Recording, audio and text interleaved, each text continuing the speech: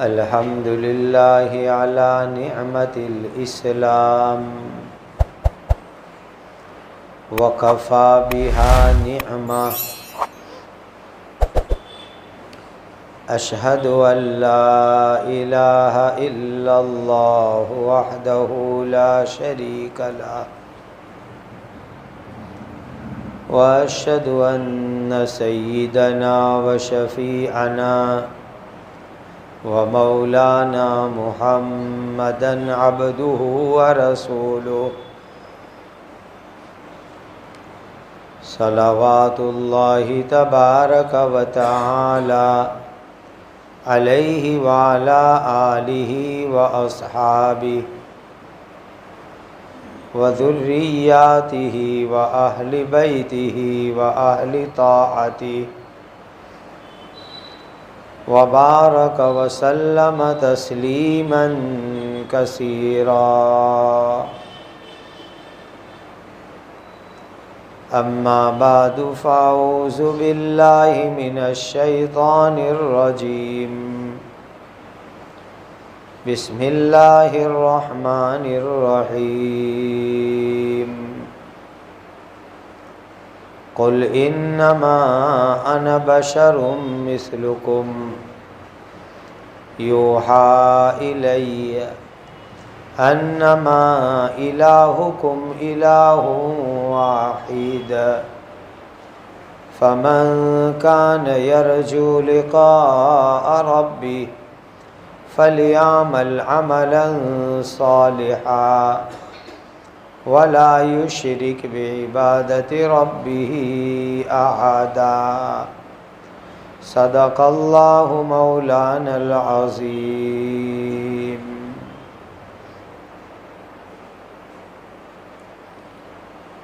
اللہ تعالیٰ نے اپنے آخری نبی حضرت محمد مصطفیٰ صلی اللہ علیہ وسلم کے ذریعے سے قیامت تک آنے والی انسانیت کو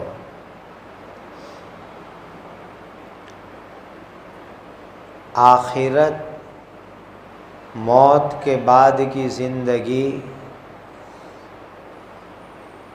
بنانے کا طریقہ سکھلایا ہے۔ اللہ تعالیٰ نبیوں کو دنیا میں بھیجتے ہیں آخرت سکھلانے کے واسطے کہ آخرت میں اللہ کیسے راضی ہوں گے، جنت کیسے ملے گی، جہنم سے کیسے بچیں گے، اللہ کے غصے سے کیسے حفاظت ہوگی۔ نبیوں کو بھیجنے کا اصل مقصد آخرت ہوا کرتی ہے۔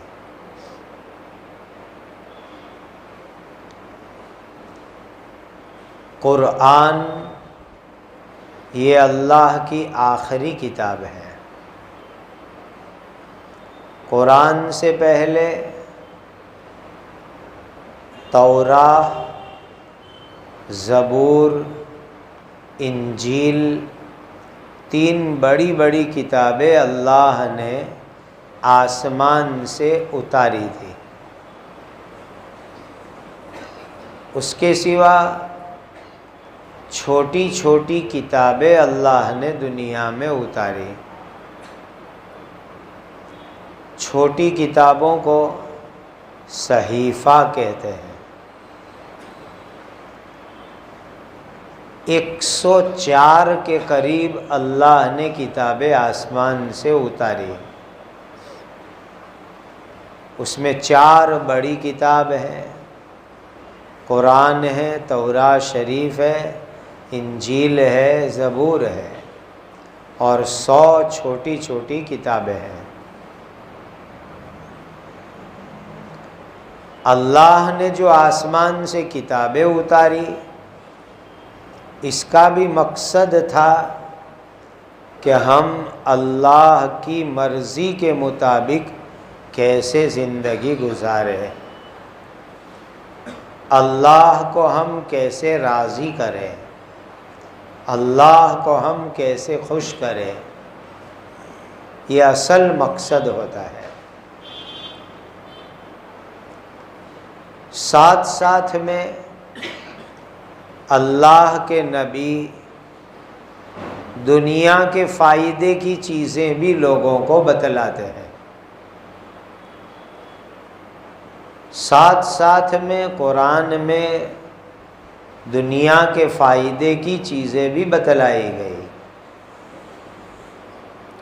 ورنہ قرآن آسمانی کتابیں اس کا اصل مقصد ہوا کرتا ہے آخرت۔ نبیوں کو دنیا میں بھیجنے کا اصل مقصد ہوا کرتا ہے آخرت، لیکن ساتھ ساتھ میں نبیوں کے ذریعے آسمانی کتابوں کے ذریعے اللہ نے لوگوں کو دنیا کے فائدے بھی بتلائے، دنیا کی فائدے کی چیزیں بھی بتلائے۔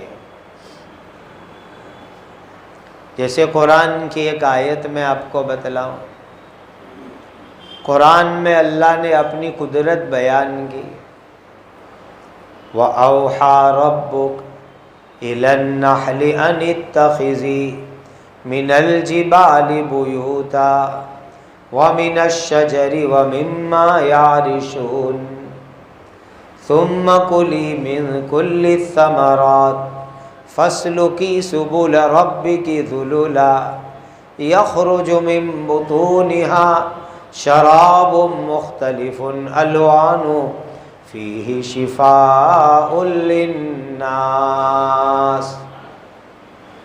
اس آیت میں اللہ نے اپنی قدرت بتلائی۔ شہد کی مکھی جس کو ہم مد ماکھی کہتے ہیں، بہت زہریلا جانور ہے۔ یہ شہد کی مکھی کا ڈنک لگ جاوے تو بعض مرتبہ آدمی مر جاتا ہے، ایسی زہریلی ہوا کرتی ہے، زخم تو آ ہی جاتا ہے، لیکن اللہ کی قدرت دیکھو، ایسی زہریلے ڈنک مارنے والی مکھیوں میں سے اللہ تعالی ایسا شہد عطا فرماتے ہیں جس میں لوگوں کے لیے بڑے فائدے ہیں، بڑے بڑے فائدے ہیں۔ شہد کی عجیب بات میں آپ کو سناؤں، یہ شکر، گڑ نبی کریم صلی اللہ علیہ وسلم کے زمانے میں نہیں تھا، بعد میں صحابہ کے زمانے میں بھی نہیں تھا، تابعین تبع تابعین کے زمانے میں بھی شکر گڑ نہیں تھی۔ اس زمانے کے اندر میٹھا بنانے کے لیے، سویٹ کے لیے دو بڑی چیز تھی، ایک شہد ہنی مدھ ڈال کر کے میٹھا بناؤ، اور دوسرا کھجور ڈال کر کے میٹھا بناؤ۔ یہی دو طریقے دنیا میں عام تھے، اسی لیے اس زمانے کے اندر ایک آدمی بھی ایسا نہیں ملے گا جس کو شوگر کی بیماری ہوئی ہو۔ لوگ کہتے ہیں کہ غم اور ٹینشن سے شوگر ہوتا ہے، تو نبی کریم صلی اللہ علیہ وسلم کو تو امت کا، انسانیت کا، مانوتا کا بہت بڑا غم رہتا تھا، بہت بڑا غم رہتا تھا، اتنا غم رہتا تھا کہ اس غم اور ٹینشن میں اللہ حفاظت نہ فرماتے تو ہمارے حضور کا انتقال ہو جاتا ہے. اتنا غم تھا حضور کو. خود اللہ تعالیٰ نے فرمایا لَعَلَّكَ بَاخِعٌ نَفْسَكَ عَلَىٰ آثَارِهِمْ إِن لَّمْ يُؤْمِنُوا بِهَٰذَا الْحَدِيثِ أَسَفًا. نبی جی لگتا ایسا ہے کہ ان لوگوں کے پیچھے غم کرتے کرتے، ٹینشن لیتے لیتے آپ کی جان چلی جاوے. اسی لیے آپ زیادہ غم مت کرو، زیادہ ٹینشن مت لو. اللہ نے تسلی دی، اللہ نے حفاظت فرمائی. تو اگر غم کی وجہ سے شوگر کی بیماری ہوتی، ٹینشن سے ہوتی، تو اللہ کے نبی کو، صحابہ کو، امت کا، انسانیت کا بہت بڑا غم تھا. لیکن ہمارا ایمان عقیدہ کیا ہے؟ بیماری اللہ کے ہاتھ میں، شفا اللہ کے ہاتھ میں. وَإِذَا مَرِضْتُ فَهُوَ يَشْفِينِ. شفا اللہ دیتے ہیں، بیماری اللہ عطا فرماتے ہیں. اللہ کے قبضے قدرت کے اندر ہے. تو صحابہ کے زمانے کے اندر یہی دو چیزیں مٹھاس کے لیے استعمال ہوتی تھی، ایک شہد، دوسرا کھجور. اس لیے حدیث میں آتا ہے کہ نبی کریم صلی اللہ علیہ وسلم کو میٹھا پسند تھا. کان یحب الحلوہ. اور اس زمانے میں میٹھا بنانے کے لیے شہد استعمال کرتے تھے، کھجور استعمال کرتے تھے، اور لوگ تندرست اور ہیلتھی رہتے تھے. بہت اچھی تندرستی تھی لوگوں کی اس زمانے میں. تو یہ ایک زہریلا جانور، شہد کی مکھی، اس کے اندر سے اللہ تعالی شہد جیسی چیز نکالے، شفا کی چیز نکالے، یہ اللہ تعالیٰ کی بہت بڑی قدرت کی بات ہے. اچھا عجیب بات سنو، یہ شہد کی جو مکھیاں ہیں، یہ اللہ کی عجیب و غریب قدرت کی نشانی ہے. جیسے انسانوں میں ہوتا ہے کہ کوئی راجہ ہوتا ہے، کوئی رانی ہوتی ہے، اس طرح شہد کی لاکھوں مکھیوں میں ایک رانی ہوتی ہے، اور وہ سب کی پریسیڈنٹ ہوتی ہے، سردار ہوتی ہے. انسانوں کے اندر جیسے سرکار میں پولیس ہوتی ہے، ہیلتھ اور تندرستی کا ڈپارٹمنٹ ہوتا ہے، اس طرح شہد کی مکھیوں میں بھی الگ الگ ڈپارٹمنٹ ہے. باقاعدہ پولیس اور سیکیورٹی والے الگ ہے، ہیلتھ اور تندرستی والے الگ ہے. اب یہ شہد کی مکھیاں اڑ کر کے جاتی ہے، شہد چوسنے کے لیے جاتی ہے، پھولوں کو چوستی ہے، پھلوں کو چوستی ہے، اور لا کر کے شہد تیار کرتی ہے. یہ مکھیاں جب اڑ کر کے جاتی ہے، اللہ کی عجیب قدرت دیکھو. یہ کھلی ہوا میں، اوپن سپیس کے اندر کوئی راستہ ہم کو نظر نہیں آتا، کوئی سگنل نظر نہیں آتا، کوئی نشان نظر نہیں آتا، لیکن مسجد کے مینارے پر شہد لگا ہوا ہے. وہاں سے مکھی اڑے گی، جہاں پھول پھل فروٹ ہے وہاں جائے گی، اور وہاں سے صحیح سلامت اپنی جگہ واپس آ جاتی ہے. بعض مرتبہ دور دور تک جاتی ہے، پھر صحیح سلامت جو اس کا مد پوڑا ہوتا ہے وہیں آتی ہے، دوسری جگہ کے اوپر نہیں جاتی. جو لوگ شہد کی فارمنگ کرتے ہیں، اس کا فارم بناتے ہیں، وہ یہاں ایک شہد کے لیے چھجا ہے مد پوڑا، 10 فٹ کے بعد دوسرا ہے، 10 فٹ کے بعد تیسرا ہے، ایک باڑی میں ہزاروں مد پوڑے ہوتے ہیں اور ہر ایک کی مکھی الگ ہوتی ہے۔ جب یہ مکھیاں اڑ کے جاتی ہے تو واپس اپنے ہی مد پوڑے میں آتی ہے، کسی غلط جگہ کے اوپر نہیں جاتی۔ کیسی اللہ کی قدرت، کیسی اللہ نے اس کے دماغ میں عقل اور سمجھ عطا فرمائی۔ قرآن میں یہ بات اللہ نے فرمائی، وَأَوْحَى رَبُّكَ إِلَى النَّحْلِ أَنِ اتَّخِذِي مِنَ الْجِبَالِ بُيُوتًا وَمِنَ الشَّجَرِ وَمِمَّا يَعْرِشُونَ۔ اللہ نے خود یہ چھوٹی سی مکھی کو سکھلایا کہ شہد کا مد پوڑا اونچی اونچی جگہ پہ بناؤ، پہاڑ پہ بناؤ، ٹاور پہ بناؤ، گھر کی اونچائی پر بناؤ، یہ اللہ نے اس کو سکھلایا ہے، قرآن میں ہے۔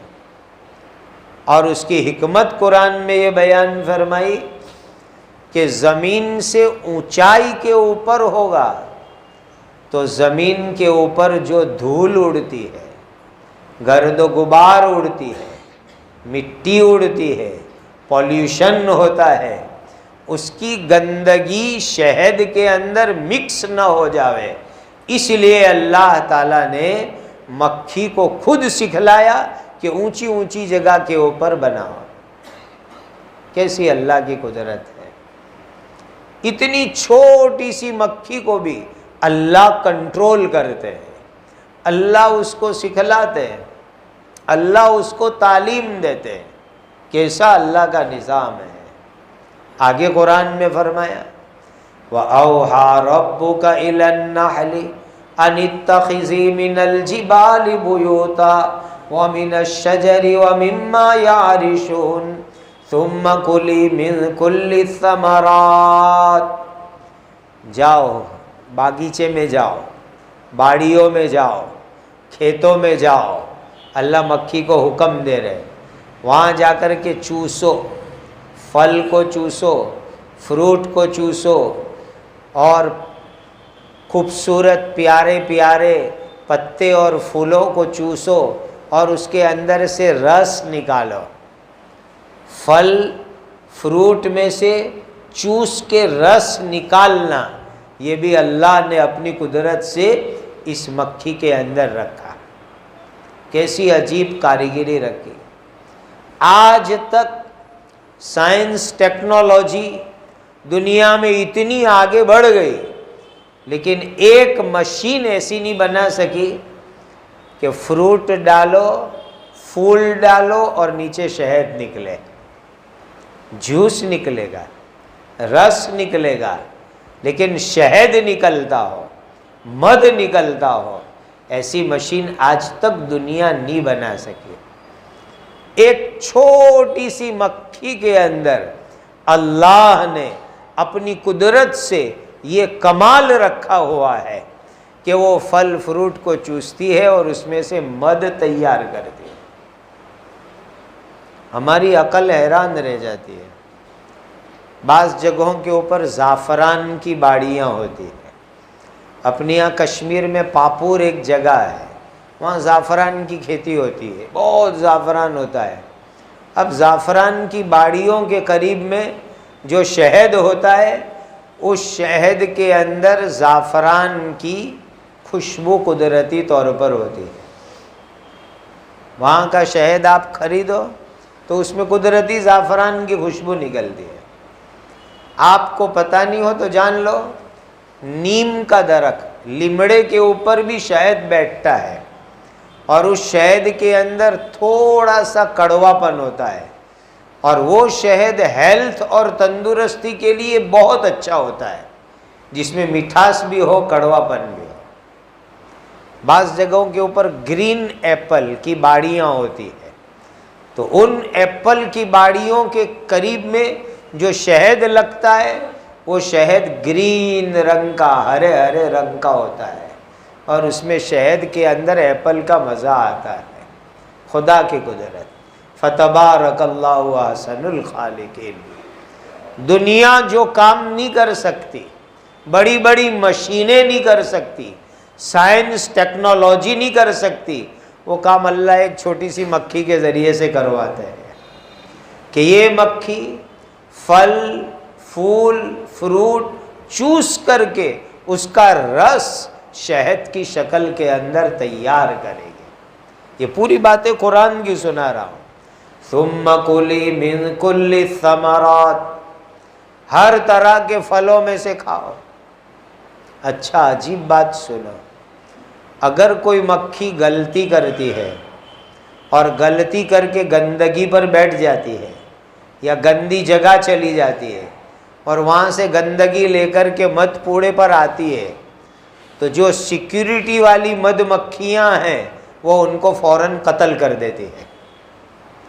اسی لیے روزانہ آپ مد پوڑے کے نیچے دیکھو 10-15 مکھیاں مری ہوئی آپ کو ملے گی۔ یہ کون سی مکھیاں ہوتی ہیں؟ جو غلط جگہ چلی گئی، جہاں نہیں جانا چاہیے وہاں چلی گئی اور اس نے گندگی چوسی، تو ایک جو سیکیورٹی والی مد مکھیاں ہیں وہ اس کو قتل کر کے نیچے پھینک دیتی ہے۔ کیسا خدا کا نظام، کیسی اللہ کی قدرت۔ قرآن میں یہ تفصیلات۔ ثم کلی من کل الثمرات فاسلکی سبل ربک ذللا، اب جتنی دور بھی جائے گی وہ اپنے مت پوڑے کے اوپر پرفیکٹ پہنچے گی۔ کون اس کو راستہ بتاتا ہے کہ ٹوپی والا مسجد یہاں پر ہے، مینارہ یہاں پر ہے، یہاں تیرا مت پوڑا ہے؟ یہ مکھی اڑ کر کے دور دور گارڈنوں میں جاتی ہے شہد چوسنے کے لیے۔ اب شہد میں جو مت پوڑے لگتے ہیں وہاں تو آجو بازو میں کوئی گارڈن بھی نہیں ہوتا ہے، کافی دور جانا پڑتا ہے مد ماگی کو۔ اتنی دور سے آتی ہے، کون سا نیویگیشن سسٹم اس کے مائنڈ میں کام کرتا ہے؟ کون اس کو راستہ بتاتا ہے کہ یہاں تیرا مد پوڑا ہے؟ قرآن میں اللہ فرماتے فَاسْلُكِي سُبُلَ رَبِّكِ ذُلُلًا، اللہ تعالیٰ نے یہ شہد کی مکھی کے دماغ کے اندر ایک قدرتی کمپاس رکھا ہے، قدرتی نیویگیشن سسٹم رکھا ہے، جس کی وجہ سے وہ جتنی بھی دور ہوگی پرفیکٹ وہ وہاں سے چل کر کے اپنے ہی مد پوڑے کے اوپر پہنچے گی۔ کیسا اللہ کا عجیب و غریب نظام، اندازہ لگاؤ۔ ایک aeroplane company, airline company کے مینیجر کے ساتھ بات چیت ہو رہی تھی، تو انہوں نے خود ہم کو سنایا کہ ایروپلین جو اڑتے ہیں پھر ایک جگہ اترتے ہیں، بادل بھی ہوتے ہیں، اندھیرا بھی ہوتا ہے، تو پرفیکٹ جگہ پر جا کے کیسے اترتے ہیں؟ کون سی سسٹم سے اترتے ہیں؟ تو کہا سائنٹسٹ لوگوں نے، وگنانک لوگوں نے برسوں برس تک شہد کی مکھی کے دماغ پر ریسرچ کیا، اور اس پر ریسرچ کر کے اللہ نے شہد کی مکھی کے دماغ کے اندر جو سسٹم بنایا ہے وہ ان وگنانکوں نے، سائنٹسٹوں نے سیکھا، اور سیکھ کر کے اس کو ایروپلین میں، ڈرون میں، راکٹ میں اس کو فٹ کیا۔ کہ دنیا نے، سائنٹسٹوں نے یہ ہواؤں میں کیسے راستے معلوم کرنے، یہ سیکھا شہد کی مکھی کے اوپر ریسرچ کرنے کے بعد۔ کیسی اللہ کی قدرت! اور اللہ نے اس کو قرآن میں تھوڑے سے لفظ میں سمجھا دیا، فَاسْلُكِي سُبُلَ رَبِّكِ ذُلُلًا، اللہ کے راستے پر چل، اللہ نے تیرے لیے آسان کر دیا شہد کی مکھی کے لیے۔ پھر فرمایا يَخْرُجُ مِن بُطُونِهَا شَرَابٌ مُخْتَلِفٌ أَلْوَانُهُ فِيهِ شِفَاءٌ لِلنَّاسِ، عام طور پر انسان کے بدن سے گندگی نکلتی ہے، انسان کھاتا اچھا ہے، نکلتی ہے گندگی۔ پیشاب، پاخانہ، منی، تھوک، پسینہ، بدن کا میل، پتہ نہیں کیسی کیسی گندگی ہمارے بدن سے نکلتی ہے۔ اچھا کھائیں گے بدن سے گندگی نکلے گی۔ اللہ نے شہد کی مکھی کے اندر یہ کمال رکھا کہ اس کے بدن کے اندر سے پاکیزہ شہد اللہ نکالتے ہیں۔ کیسی خدا کی قدرت ہے، اندازہ لگاؤ۔ اللہ نے قرآن میں ایسی بہت ساری چیزیں بیان فرمائی اپنی قدرت سمجھانے کے لیے۔ میرے بندو، میری قدرت کو سمجھو، میری طاقت کو سمجھو، میں کیسا بنانے والا ہوں، میں کیسا پیدا کرنے والا ہوں، میں کیسا تمہارا مالک اور خدا ہوں۔ اللہ ایک چھوٹی چھوٹی چیزوں کے ذریعے ہمیں سمجھاتے ہیں۔ یخرج من بطونها شراب مختلف الالوان فیہ شفاء للناس۔ عجیب شفا اللہ نے شہد کے اندر رکھی۔ کتنی بیماریاں ایسی ہیں، آپ حکیم صاحب کے پاس جاؤ گے، کہ شہد اور یہ پاؤڈر چاٹو، شہد اور پانی پیو، دودھ میں شہد ملا کے پیو۔ کتنی بیماریوں میں اللہ نے ہنی اور مد کے اندر شفا رکھی، اندازہ لگاؤ۔ تو میں آپ کو عرض کر رہا تھا کہ اللہ تعالیٰ نے اس قرآن کو، آخری نبی کو، اصل تو بھیجا ہے آخرت سمجھانے کے واسطے، کہ تمہیں آخرت کیسے اچھی بنانی، کیسے تمہاری موت کے بعد کی زندگی اچھی ہو جائے۔ لیکن ساتھ ساتھ میں کچھ دنیا بھی اللہ نے سمجھائی، اور دنیا اس لیے سمجھائی تاکہ اللہ کی قدرت ہماری سمجھ میں آ جائے، خدا کی کائنات ہماری سمجھ میں آ جائے۔ آپ بھی اخبار پڑھتے ہیں، میں بھی پڑھتا ہوں۔ ابھی 4 روز پہلے ہمارے گجراتی اخباروں میں آیا کہ